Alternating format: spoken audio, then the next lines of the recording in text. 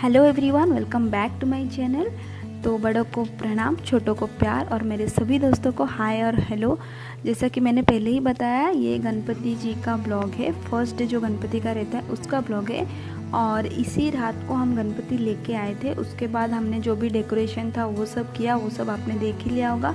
अगर नहीं देखा है तो प्लीज़ जाके चैनल पर चेक कर लीजिएगा। और अभी सेम डे मैं तकरीबन आधा घंटा रेस्ट लिया। मैंने सोई नहीं मैं, मेरे हस्बैंड चले गए थे सोने के लिए, लेकिन मैं सोई नहीं क्योंकि मुझे बहुत सारे काम थे। तो मैंने अभी आपको टाइम दिखाया, तो उसके 1 घंटे पहले मैंने ये सब जो पीतल के तांबे के जो बर्तन रहते हैं ये सबको मैंने धो के साफ़ कर लिया था। पूजा है तो थोड़ा बर्तन धोना पड़ता है और थोड़ा चमकीला बर्तन रहता है, और भगवान का जो भी भगवान पे पूजा पे यूज़ होता है वो सब बर्तन हम पहले ही धो के रख लेते हैं। तो इसीलिए मैंने पहले ही ये सब धो लिया था। और अभी मैं इस सबको एक एक के बर्तन को मैं पोंछ के रख दूँगी, क्योंकि अगर पीतल का बर्तन आप नहीं पोंछ के रखते तो उसमें स्पॉट्स आ जाता है, और वही स्पॉट आगे जाके ब्लैक हो जाता है, जो मिटने में बहुत ज़्यादा टाइम लगते हैं। आप देख पा रहे होंगे वो जो पहला वाला थाली मैंने रखा ना, उसके ऊपर अभी भी हल्का हल्का सा स्पॉट है, क्योंकि वो जो थाली है वो हम यूज़ नहीं करते। गणपति कोई बड़ा घर का पूजा होता है तभी ये थाली निकलता है, तो गंदे रहते हैं, इसलिए साफ़ करना ज़रूरी हो जाता है। तो ये सबको मैंने घिस के साफ़ कर लिया है पीताम्बरी से, और अभी मैं इनको एक एक पोंछ के रख दूँगी। और ये सब काम में मुझे तकरीबन 10 से 15 मिनट लग गए थे पोंछने में। बाकी घिसने में तो 1 घंटा के करीब लग गया था, क्योंकि जैसे मैंने बताया ये कभी कभार यूज़ होते हैं ये सब। मतलब समय जो कलर्स वगैरह है मेरे पास, आप देख पा रहे होंगे 4 कलर्स है। और अभी जो आवाज़ आ रही है आपको, ये ट्रेन का आवाज़ है जब भी मैं वॉइस ओवर कर रही हूँ। हमारे घर से जो स्टेशन है वो बहुत ही नज़दीक है, तो ट्रेन का आवाज़ आता है। तो मैं बता रही थी, ये जो कलर्स देख रहे हैं ना, ये चारों कलर्स ये सब यूज़ नहीं होते हैं। कभी कभार पूजा में 1-2 कलर्स यूज़ होते हैं, और समय वगैरह ये जो थाली है ये सब एक साथ यूज़ नहीं होता है। कोई बड़ी पूजा हो, जैसे गणपति हो गया, सत्यनारायण का पूजा हो गया, ये सब में सब पीतल के जो बर्तन होता है वो यूज़ होता है। इसीलिए साफ़ करना ज़रूरी हो जाता है। भगवान को कोई चीज़ हम चढ़ाए वो अच्छे से साफ़ होना चाहिए, और मेन तो है आँखों को भी दिखना चाहिए कि हाँ अच्छा है करके। तो इसीलिए बस, तो मैं जो भी दिया, समय है, कलश है, थाली है, सब मैं साफ़ करके। और ये देखिए, ये मेरा चांदी का क्या बोलते कटोरी है। ये मेरे बेटे को दिया गया था, मेरी मम्मी ने दिया था उसको। हम लोग में बोलते हैं अन्न छुआनी, उसमें दिया था मेरे बेटे को। तो ये मैं यूज़ करती हूँ भगवान का जो पंचामृत है तो होता है वो बनाने के लिए। तो उसको भी मैंने पीताम्बरी से ही साफ़ किया, और बहुत चमकदार था। और आप देख पा रहे हो कितना चमक रहा है। ये सब जो पूजा का जो बर्तन है, सामान है, बहुत अच्छे से चमक रहे हैं। तो फटाफट मैं ये सब साफ़ करके अभी तुरंत जाऊंगी नहाने के लिए, क्योंकि 4 बज चुके हैं। तो पंडित जी जो है वो 6:30 बजे आने वाले हैं। तो उससे पहले मेरा जो सब काम है वो एकदम डन होना चाहिए, ताकि वो आए तो एकदम से पूजा शुरू हो जाए, क्योंकि गणपति का टाइम है तो उनके पास भी टाइम नहीं रहता है। और ये देखिए मेरे बर्तन कितने प्यारे लग रहे थे ना, और उनको ऐसे मैंने सजाया था ना। और मैं टाइम दिखा रही हूँ आपको, अभी 4 बजने को 5 मिनट बाकी है, और बाहर बहुत अंधेरा छाया हुआ है। ये देखिए मैं दिखा रही हूँ आपको। कपड़े रात को ही धोए थे तो अभी तक सूख रहे हैं। आजकल थोड़ा टाइम नहीं होता है तो रात को ही धोने पड़ते हैं। तो कपड़े सूख रहे हैं। उधर हमारा डेकोरेशन रेडी है, उधर गणपति जी नीचे बैठे हैं, और ये मेरा फिश टैंक है। मैं आपको कभी अच्छे से दिखाऊंगी। ट्राइपॉड रखा हुआ है, और सभी बर्तन साफ़ हो गए। और जैसे कि मैंने बोला था, मैं साफ़ करने के बाद नहाने चली गई थी।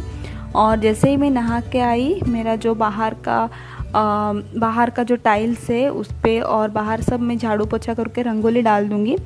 अभी कुछ भी फेस्टिवल हो तो रंगोली तो चाहिए, और मुझे तो रंगोली निकालने का बहाना ही चाहिए। मुझे बहुत पसंद है रंगोली निकालना। मतलब आप बोलो ना दिन भर तो रंगोली निकालती रहे तो भी मैं निकालती रहूँ, मुझे इतना पसंद है वो काम।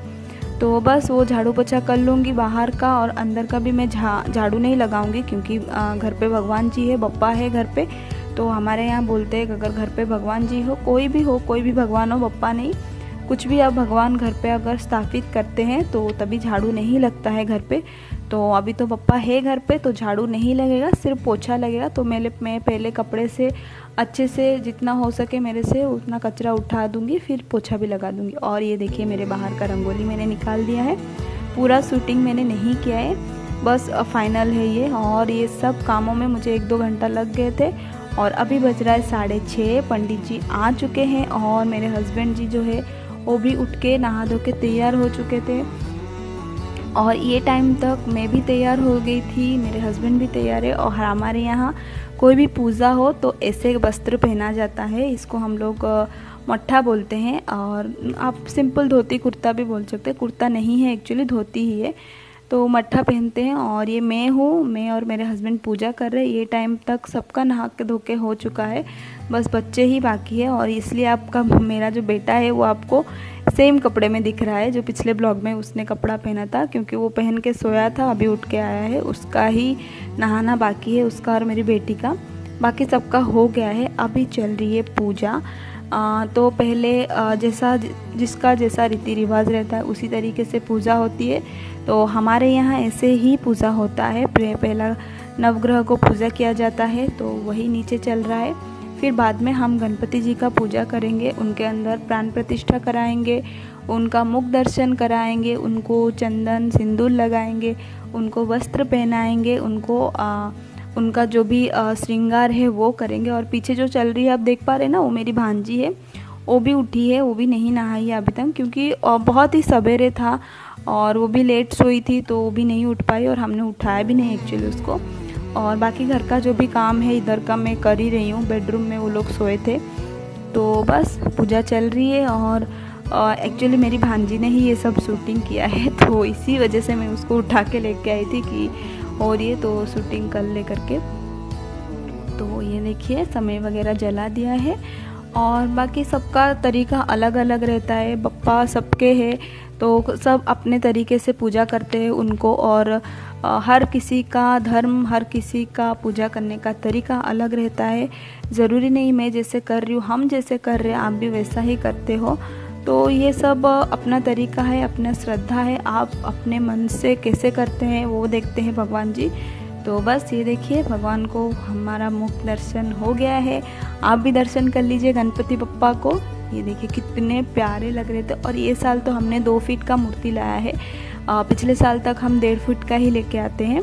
तो ये साल थोड़े से बड़े हैं हमारे गन्नू जी, गणपति जी, तो बहुत अच्छे लग रहे थे। और इतना सिंपल डेकोरेशन हम इसीलिए करते हैं ताकि हमारे जो भगवान है वो हाईलाइट हो सके। हालांकि ये टाइम पे हमने कोई लाइटिंग वगैरह ऑन नहीं किया है, क्योंकि ध्यान ही नहीं रहा है। मतलब सुबह सुबह इतना जल्दी घाई घाई में पूजा हो रहा है और सब काम भी करना है, पूजा भी करने हैं, बच्चों का खाना भी देखना है, ऊपर से पंडित जी आ गए हैं। तो इसमें मुझे इतना ध्यान ही नहीं रहा कि लाइटिंग वगैरह ऑन किया जाए। तो बस यही हो रहा है, पूजा हो रही है। और अभी पूजा के बाद हम जो सकल आरती रहता है वो करेंगे। तो जो भी सामान चाहिए वो मैं जाके किचन में तुरंत ला के देती हूँ। तो मेरी हालत तो बहुत ये है, आप बोलेंगे कि कैसे कर रही है करके। तो अभी हो रही है सकल आरती। तो ये बहुत ही सुबह सुबह था, मतलब 8 बजा होगा ये आरती होते होते ये 8 बजा होगा। तो जो भी बाजू के काका काकी थे वो आए हैं, सामने एक भाभी रहती है, भैया रहते हैं, वो भी आए थे।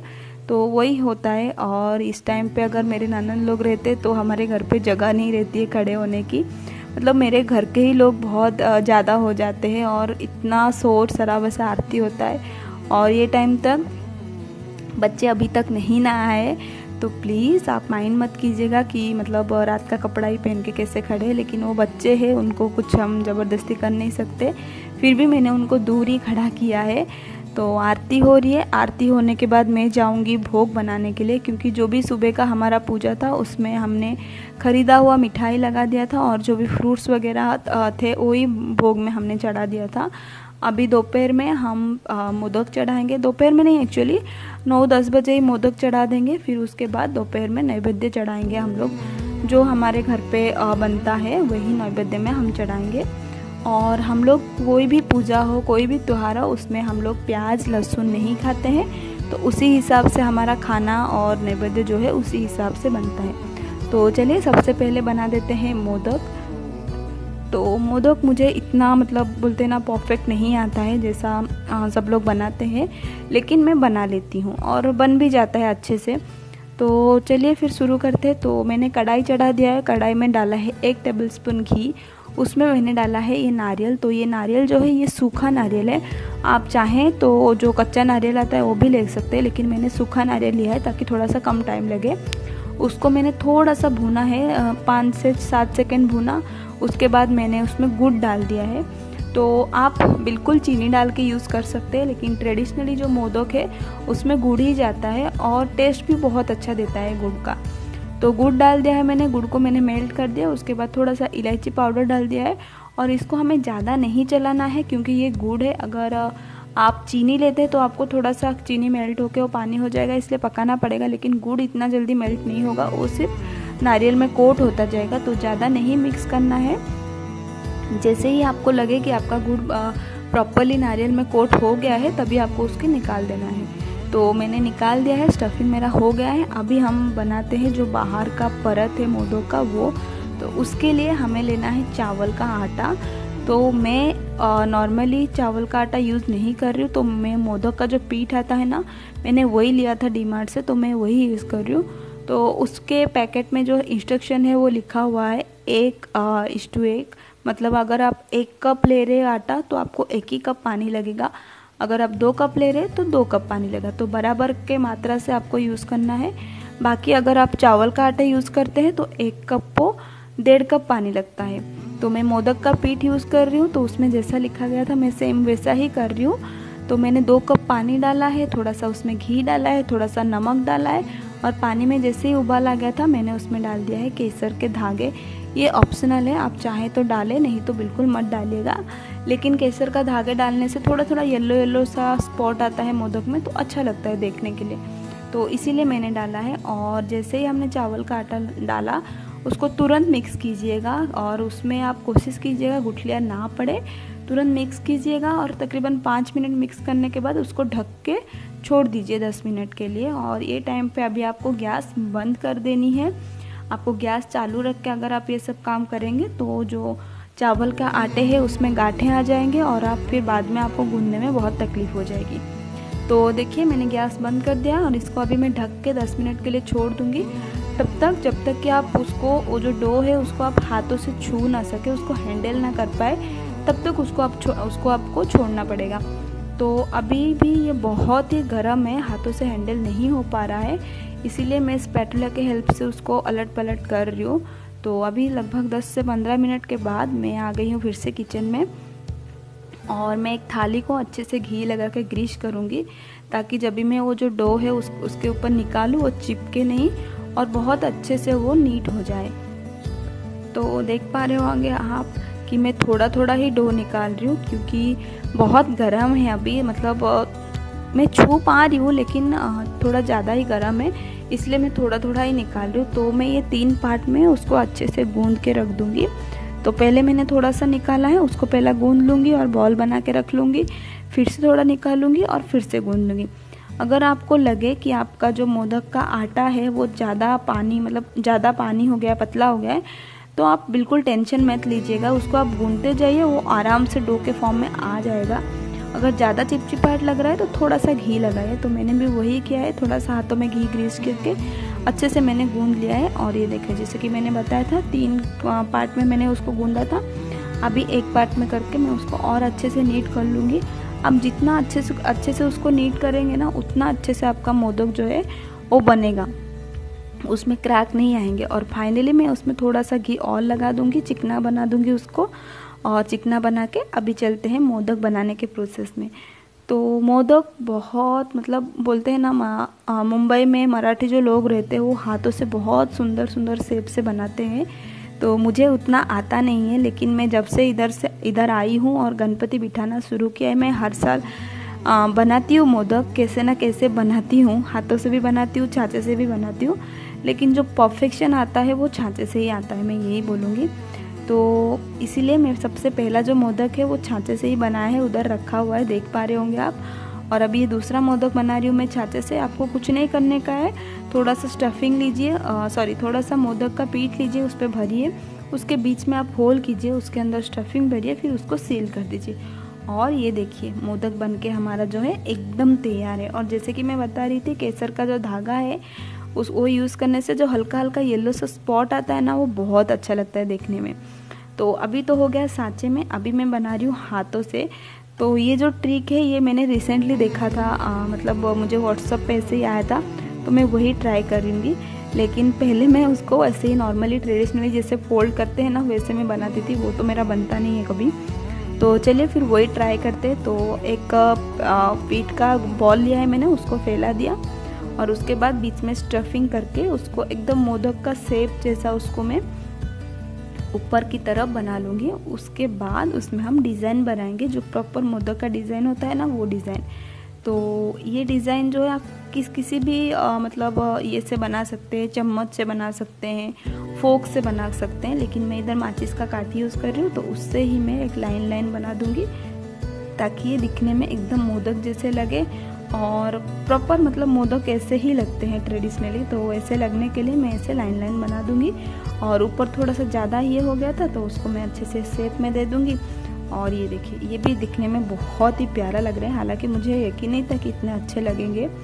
तो मोदक बना के मेरा तैयार हो चुका है। अभी मैं जुगाड़ू कर रही हूँ स्टीमर की। तो मेरे पास स्टीमर नहीं है, हालांकि इडली का स्टीमर है, लेकिन उस पर मोदक पता नहीं, मैंने कभी ट्राई नहीं किया है, तो मेरे पास प्रॉपर स्टीमर नहीं है। तो इसीलिए मैं ऐसे जुगाड़ू तरीके से स्टीम कर लेती हूँ मोदक को। तो मैंने कढ़ाई डाला है, उसके अंदर एक प्लेट डाला है, बेसिकली एक स्टैंड आता है वो डाला है, उसके अंदर पानी चढ़ा दिया था मैंने बॉईल होने के लिए। पानी जैसे ही बॉईल हो गया, एक थाली को ग्रीस करके उसके अंदर मैं अपना सारा मोदक रख दूँगी। लेकिन मैं आपको इधर सजेस्ट करूँगी, आपके पास अगर जाली होगा ना वो रखिए आप, क्योंकि थाली में अगर स्टीम करने के लिए रखते हैं, एक तो बहुत टाइम लगता है और प्रॉपर स्टीम भी नहीं होता है। इसलिए इसके बाद मैंने एक जाली लगा के रख के उसको स्टीम किया था। तो वो क्लिप मेरा मिस हो गया था, लेकिन आप जाली रख के स्टीम कीजिएगा तो प्रॉपर उसको जो पानी का भाप है ना, वो डायरेक्टली मोदक को मिलेगा और वो अच्छे से स्टीम हो जाएगा। तो मोदक को मैंने स्टीम होने के लिए रख दिया, उसको ढक दूंगी। और ज़्यादा नहीं, आपको 10 मिनट स्टीम करना है, बस हो गया। लेकिन इसमें मुझे ज़्यादा टाइम लगा था, तकरीबन 20 मिनट। और अभी ये हो रहा है दोपहर का आरती। तो दोपहर के आरती में ये देखिए बहुत सारे लोग हो गए हैं। मेरी जो जेठ है वो आ गए हैं, उनकी बेटी है वो उधर खड़ी है, वो भी आ गई है। और ये बाजू की काकी है वो आरती कर रहे हैं। इधर काका खड़े हैं, उनकी बेटी है। सामने के जो भैया भाभी है वो खड़े हुए हैं, उनकी बेटी है। तो मतलब रौनक की कोई कमी नहीं थी। और आरती तो बहुत अच्छे से चिल्ला चिल्ला के सब लोग आ रहे थे। आप भी एंजॉय कीजिए आरती।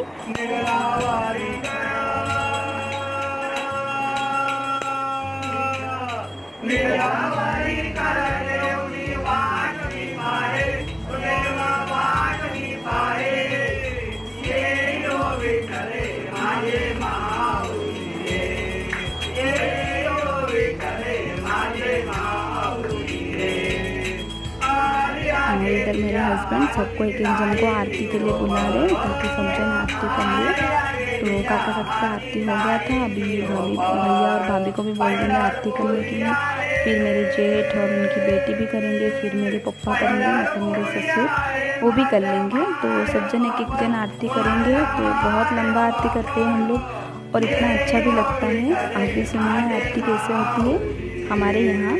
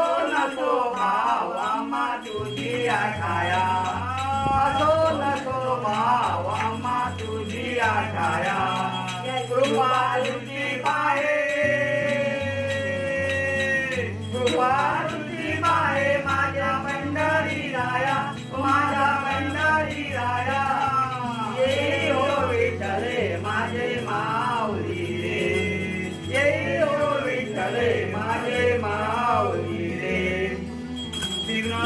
आरती हमारी चल रही है, आप मुझे करने के लिए आरती मुझे ज़रूर बताना हो कैसा लगा आरती। तो आरती होने के बाद हमने आरती से पहले ही मोदक चढ़ा दिया था और आरती होने के बाद मैं चढ़ा दूँगी नैवेद्य।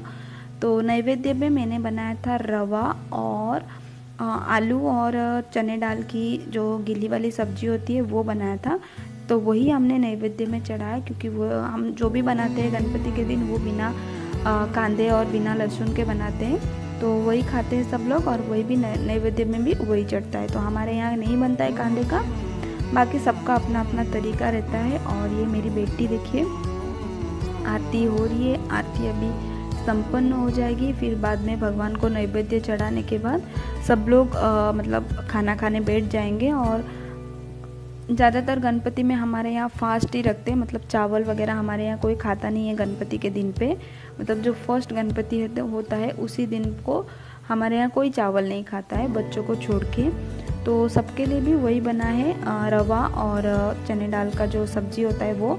तो अभी सब वही खा रहे हैं और भगवान को भी हमने वही नैवेद्य में चढ़ा दिया था। ये देखिए मैं बोल रही था, इधर कांच के जो प्लेट है उधर हमने नैवेद्य चढ़ाया है, उधर मोदक रखा हुआ है। और ये है हमारे गणपति जी, कितने प्यारे लग रहे थे, बहुत ही प्यारे लग रहे थे और बहुत ही सुकून मिलता है। आरती हो गया है, अच्छे से सब हो जाए ना तो बहुत अच्छा लगता है।